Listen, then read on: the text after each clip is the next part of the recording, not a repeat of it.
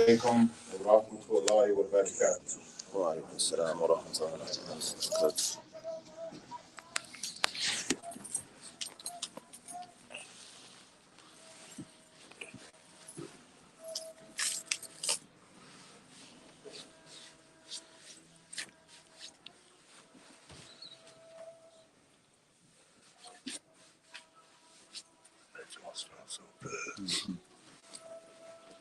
What is that, Bergman?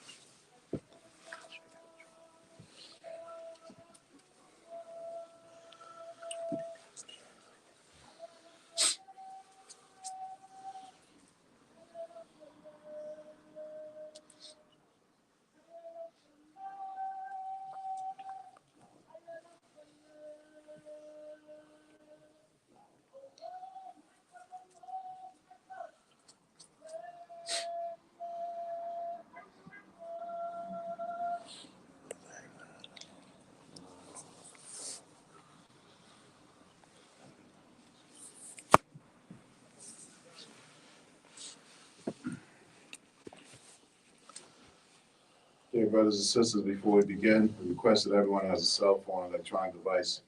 Please be sure to put them on silent or vibrate, inshallah. Inna alhamdulillah, nahmaduhu wa nasta'inuhu wa nastaghfiruhu wa nu'minu bihi wa natawakkal alayh. Wa na'udhu billahi min shururi anfusina wa min sayyiati a'malina. May yahdihillahu fala mudilla lahu. ومن يضلل فلا هادي له واشهد ان لا اله الا الله وحده لا شريك له واشهد ان محمد سيدنا وحبيبنا المصطفى رسول الله صلى الله عليه وعلى اله وصحبه وسلم عبده ورسوله ثم اما بعد فان اصدق الحديث كلام الله وخير هدى هدي محمد صلى الله عليه وسلم وشر أمور محدثاتها وكل محدثة بدعة وكل بدعة ضلالة وكل ضلالة في النار. We thank Allah subhanahu wa ta'ala for this great opportunity to gather for Jumu'ah. And we ask that in this gathering that Allah subhanahu wa ta'ala, He will descend down upon us barakah, He will accept our worship, He will accept our good works, and He will afford us the opportunity to make dua during the hour by which when dua is made in that hour on Friday, that it is not rejected. And we ask that any reward that Allah subhanahu wa ta'ala has decreed for this gathering, that a part of it goes to our elders who have passed on, and also a part of it to our brothers and sisters all over the world who are suffering at the hands of the oppressors. We ask Allah subhanahu wa ta'ala to give them strength and to remove the oppression and occupation. Ameen.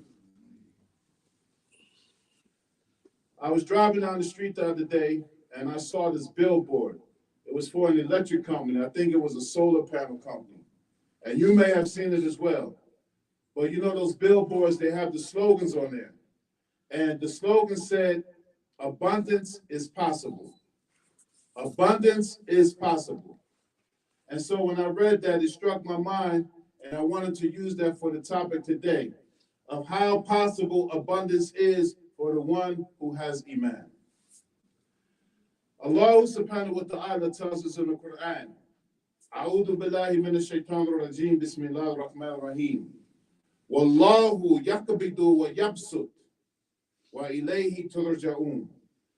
That it is Allah subhanahu wa ta'ala, He is the one who withholds or He expands the provision for you.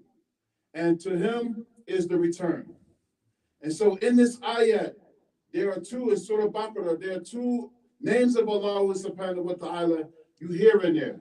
That Allah subhanahu wa ta'ala, He is known as Al-Qabid. Al-Qabid, the one who withholds, or the one who restricts, or the one who constricts. And then Allah subhanahu wa ta'ala is also known as Al-Basit. He is the one who expands or enlarges something. So with respect to provision and everything that happens in our lives, it is by Allah subhanahu wa ta'ala's will what He withholds from someone and what He expands for someone. Now, usually we think about this in the realm of provision, like finances and health and all of these things. But then the spiritual masters of Islam say about states, the states of your soul and the states of your spirit. And they talk about this concept of cup and bust. Cup and bust. Everything that you're between this cup, restricting or constricting things, or you're between bust, or things that are expanding and things are enlarging for you. And they have said that Allah subhanahu wa ta'ala, He keeps you, or He kept you in the state of cup so that you do not remain in the state of bust. That Allah subhanahu wa ta'ala put you in the state of despondency so you don't remain in the state of expansion all of the time. And then He brings you into a state of bust. He brings you to a state of extension or expansion or enlarging your provision or whatever it is He has willed for you. And so that you are not left in the state of cup. And the goal of this, that they say that He has extricated for you between these two states of cup, restriction and bust and expansion, so that you can make your devotion to Him alone. So Allah subhanahu wa ta'ala, throughout our journey in this thing called life, in this dunya, we are between these two states. That things are going to be restricted and withheld and constricted for us, and then things will come a time where they are expanded for us. And so if you think about it for a moment, why between these two states? Because when Allah subhanahu wa ta'ala, He puts you in the state of cup, He puts you in a state where He withholds from you. That is the time where you start thinking deeply. That is the time when something is taken away from you, you reflect on what you had and what you can get. And when you become weak and when you become despondent, the goal is to make you turn to Allah subhanahu wa ta'ala, to make you humble, to make you call on Allah subhanahu wa ta'ala. And Allah subhanahu wa ta'ala, when He withholds from us, the other state will eventually come. That He will put us in the state of bust. He will put him in a state that things will expand for us, things will grow, things will enlarge. But in that state is when we're usually heedless. In that state is when we're usually forgetful. In that state is when we usually don't pay attention to the particulars. We don't look at the people who are trying to shice us. We don't look at the people trying to con us. And we're deceived by so much bliss and pleasure that Allah expanded for us, that we forget sometimes to thank Allah subhanahu wa ta'ala who provided it. And when you don't understand these two states and that you're in between them, and you will fluctuate between them, your equilibrium will be off. And so when the person who has Iman and understand that they're between these two states, they don't complain in whatever state they're in, that they learn enough experience, enough on-the-job training, helps the believer to understand that if I'm in a state of bust, or in our time, if I'm up right now, that is the time where I start to thank Allah subhanahu wa ta'ala. And when I'm in a state of restriction, when I'm down, then that is the time that we get closer to Allah subhanahu wa ta'ala, even thanking Him for putting us in the state of cup. Because the state of cup, you know what it is? It's states of darkness. It is states of depression. It is states that we start thinking we don't see no way out. We don't see Allah's mercy. We don't understand His plan. And that thing can get so dark that a person can give up. A person can lose their focus. A person can lose their hope. But the state of cup, it is restricted, meaning that it will be a time that it will end. And when you get in that state of bust, it will be so blissful. It will be so enlarged. It will be so great. The reward when Allah subhanahu wa ta'ala took you from a state when you didn't have anything, and He gave you in abundance. Because when Allah subhanahu wa ta'ala is al-basit, when He expands something for you, it is always in abundance. When Allah subhanahu wa ta'ala gives you provision, it is always more than what you need. It is always more than what you ask for, and it is always more than what you earn. Always more than what you earn. And Allah subhanahu wa ta'ala does that without any effort on His part, without any decrease in His majesty. And He puts us between these two states. So the one who has Iman, he starts to think about the good states. And then he starts to wonder, when is the bad state coming? That is how the companions used to be. When they were in a state of bust, a state of expansion, they start to worry. Too many things are going right. And we understand this concept. When too many things are going right, something is bound to go wrong. But when you have this state that you're between cup and bust, you start recognizing and you start preparing. So when things get dark in that state of cup, you don't fall apart. Because you had that state of experience that you experience bust. You experience an enlargement. You experience an increase. You experience an expansion. But it won't last. And sometimes Allah subhanahu wa ta'ala will put us in the deeper state of cup because in that state, we didn't recognize Allah subhanahu wa ta'ala. We were too deceived by all of the bliss and all of the excitement and all of the pleasures that Allah subhanahu wa ta'ala gave for us. But when he gives us those things in abundance, it's to train us. So when the person who has sound iman and they're working on their heart, then they accept both of these states. And then they start to switch their mindset and depending on what state they're in. You know, when it's all bliss, when it's all bust, we don't lose focus. That is the time we become disciplined. And then when we come in the state of cup, which we will, Allah subhanahu wa ta'ala hasn't favored any of us that he's going to put us in the state of bliss all the time, nor put us in the state of depression and sorrow. He puts us between these states. And they are supposed to develop what we're supposed to be between khawf and raja. As the Prophet sallallahu alaihi wasallam said, that the believer, bayna khawf wa raja, that the believer is between fear and hope. He is between fear that Allah subhanahu wa ta'ala may punish him for what he's done or what he's doing. And he's between hope that Allah subhanahu wa ta'ala will accept his tawbah, will accept his efforts, will accept his intentions, and will forgive him.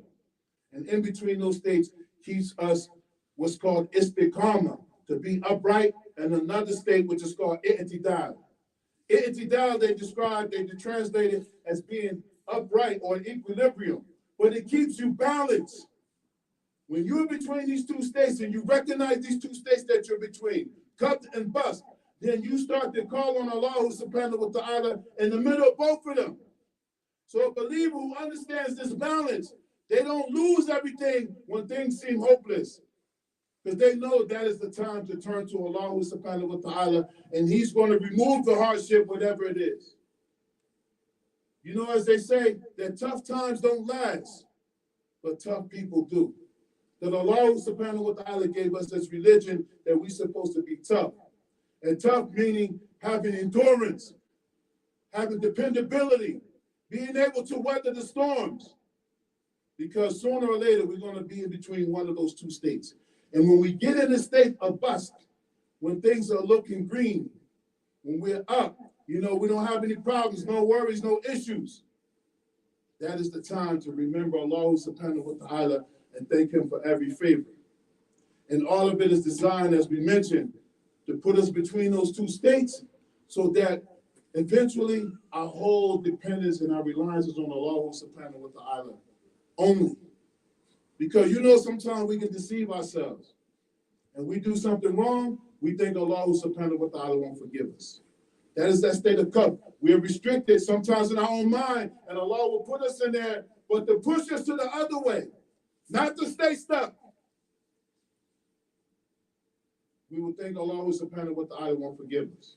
Then we get in the state of bust. Not only we don't even think about Allah forgiving us because we don't think we need to be forgiven. We don't make tawbah. We don't do good deeds. We turn our nose up at people. We think it's not going to end. And just like that, it ends. So between these states, the believer recognizes cup and bust, which is an extension of Allah's names. He is Al-Qabid and he is Al-Basit. And the goal of these two states is to make us have istiqamah, to be upright, and to have i'tidal. If you're not going between good and bad times, your equilibrium is off. Your balance is off. So the believer who has Iman understands this. And look what Allah subhanahu wa ta'ala says in the Quran. He says, فَاسْتَقِمْ كَمَا أُمِرْتَ وَمَنْ تَابَ مَعَكَ. Here he is talking to the Prophet sallallahu alaihi wasallam. He says, so remain on the right course, to have istiqamah. Stay straight, as you have been commanded. You and those ma'aka, with you, they have turned back. Taba, they have turned back. That's what tawbah means, to go back to Allah subhanahu wa ta'ala. when you need his help, when you made a mistake, when you committed a sin, when you're thinking that it's not worth it, when you think Allah subhanahu wa ta'ala won't forgive you, go back. Because Shaitan will manipulate us and take us, just keep going, don't look back. No, go back to Allah subhanahu wa ta'ala and tap into that mercy that he has for you in this dunya. And he has reserved parts in the akhirah. And all he is requiring of us is to make an effort. Between these two states, if you're in a state of Khutbah, don't give up, don't lose hope, don't become hopeless, don't become full of despair. Don't give up your deen, don't stop practicing. Don't because you didn't get this from Allah what you asked and you thought it was immediate, that you're going to do something else. And when you're in a state of bust, remember Allah subhanahu wa ta'ala. Imagine being in a state of bust if you're a multi-millionaire or billionaire and you still disciplined with your money. But you know, we all think if we get money, first thing we turn it up. It is in that state where you be like, no need to turn up. I'm thankful for what Allah subhanahu wa ta'ala has given me. And when you recognize these two states and that know that you're in between them and you won't escape them, that is the training to go to Allah subhanahu wa ta'ala and keep your balance. And we ask Allah subhanahu wa ta'ala to give us istiqamah and i'tidal between these two states. Ameen. أقول قولي هذا واستغفر الله لي ولكم فاستغفروه فإنه هو الغفور الرحيم.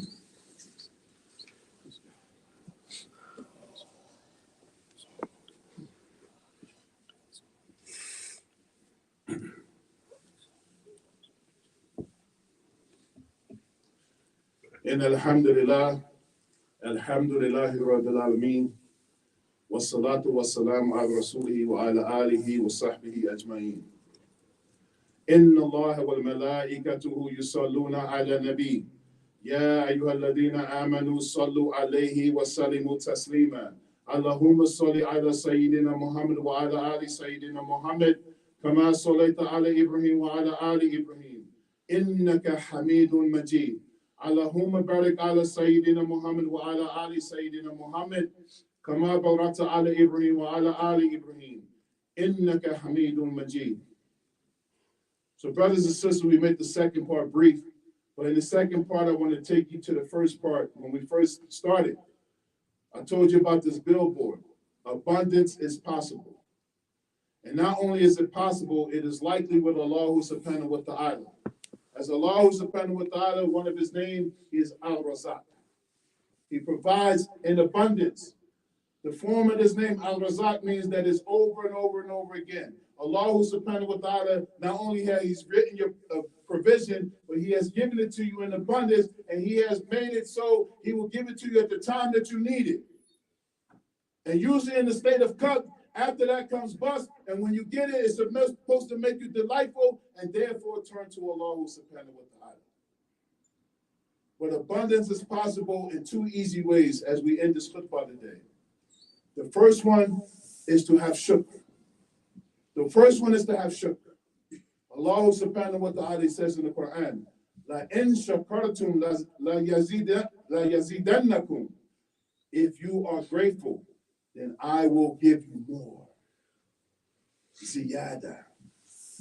If you have gratefulness for what you have, if you have gratefulness in that state of Khutbah, you don't lose it. You don't give up. You keep your focus. You keep the trajectory to Allah subhanahu wa ta'ala. He's going to give you more in gratitude, even when you don't have abundance.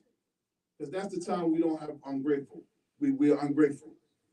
We don't have what we ask for. Things are not looking right. We're working. We're doing all these things. I'm praying. I'm doing all this stuff. What's going on?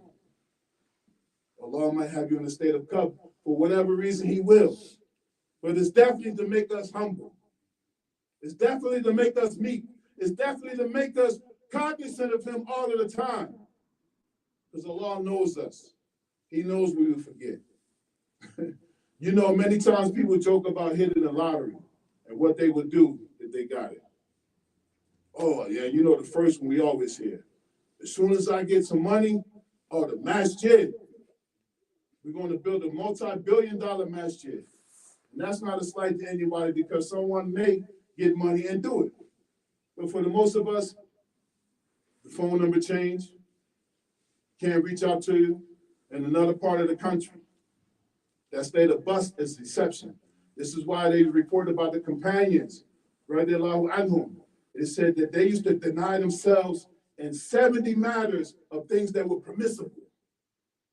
So things that were permissible, that they would get a delight out of, that would lead them to forget about Allah, they said no, not us.